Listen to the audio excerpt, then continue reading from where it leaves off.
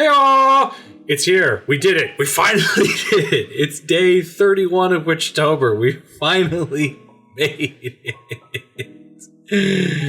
It has been a long, wrist-breaking journey, but here we are.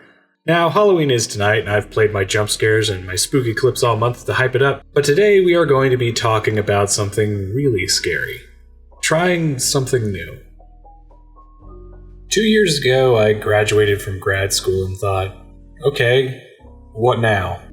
6 years of my life was dedicated to my studies in art and graphic design. I'd made paintings, drawings, and countless other projects that pushed me to my creative limits.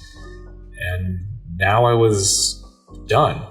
It's tough to be in a place where your creativity seems to be only driven by assignment. For so long, that's what I had. That's all I had. The teachers would give an assignment, and I would get a crazy idea and then go berserk with work until I was exhausted, but finished. And then we do it all over again. 6 years like that. Devoid of passion or excitement for my work. Not that I didn't love working on those projects, but I spent so much time trying to be better, trying to push my limits, trying to pursue my obsessions. Everything I did was for efficiency and results. Emotional attachments or passion wasn't really factored into it. Yeah, I still painted cool characters and sci-fi and fantasy stuff. I even got to work on a couple of indie games and some other neat projects. I wasn't a freaking robot by any means, but I really didn't do any me projects, outside of a few sketches here and there. But then there I was, with no one to tell me what to do next. For the next 9 months of my life, it only got worse. I had no job, and I couldn't get one to save my life. I had hours upon hours of just me time. To fill up the time and to keep me sane, I tried to make more projects for myself and my portfolio. I did everything: character design, sculpting, animation, logo design, you name it. But I was losing my edge. I could feel it. I needed something that I could work on long term, but I had nothing that I could stay interested in. Everything just felt hollow.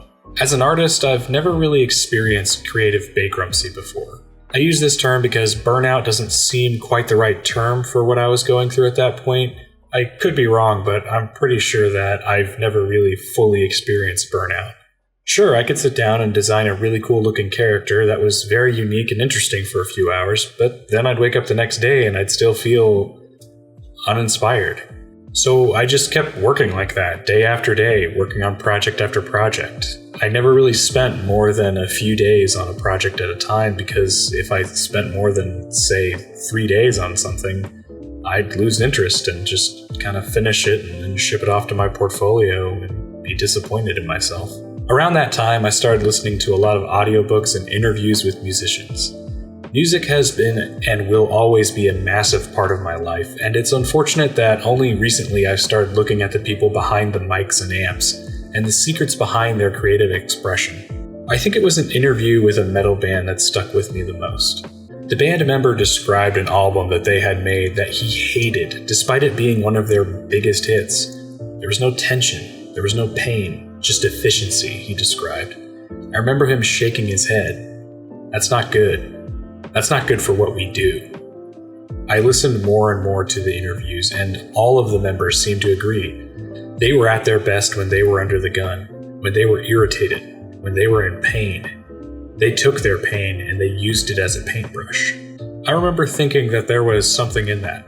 While I wasn't ready to scream into a mic or smash a guitar, I knew that I too worked better under the gun. I worked better when there was an expectation of me. But I didn't know how I worked when I invested emotion into something. Now, I didn't want to invest any anger or hurt into a project. After all, I wasn't a metal band, and I needed something a little more positive in my life. That's when I remembered comics. I had tried to do comics before to disastrous ends earlier in my history. I tried to produce a comic under the same schedule that professional comic book artists stick to, but only in half the time of production. The results were catastrophic. I was sleep-deprived, worn out, and defeated. But the lesson was learned. I can't do comics, right? Yet here I was, considering maybe comics? What would I even do? I had hundreds of stories in my head, but I didn't know how to write them all down. I had read millions of volumes of manga, graphic novels, and comics from all over the spectrum of genre and style. I had studied and been inspired by artist after artist, but how could I really do that? How could I come up with something that I wasn't going to hate in a few weeks? I don't remember how it broke. I remember researching a lot, reading a lot, and watching a lot of videos about making comics. I remember looking at my old comic and remembering all the mistakes I had made and how I had pushed myself in all the wrong ways.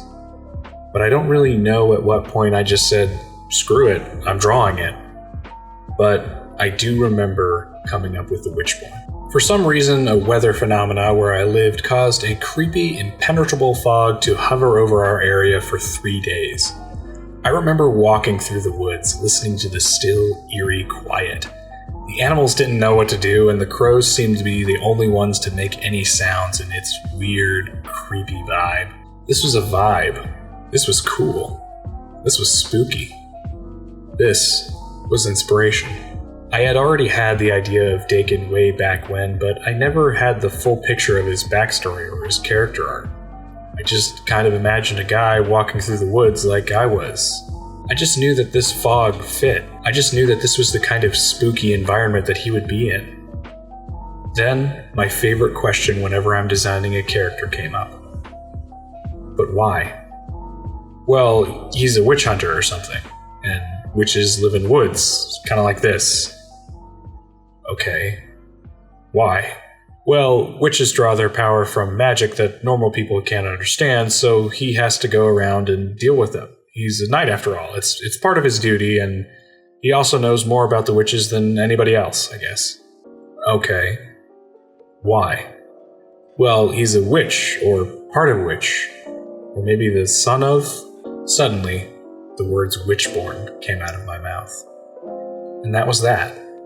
I started writing the character. I started writing the world. I just started.